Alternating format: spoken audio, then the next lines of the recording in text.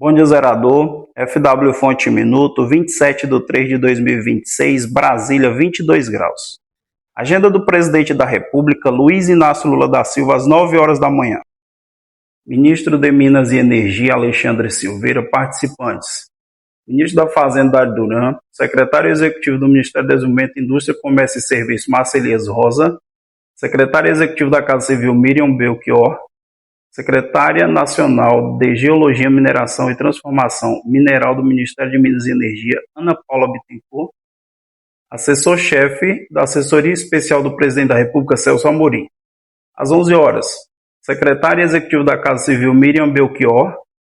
Nós tivemos ontem o fechamento da Bolsa. O dólar fechou a 5,24 com 0,16% em alta e o índice da Bolsa fechou a 184.335 pontos com 1,46% em queda.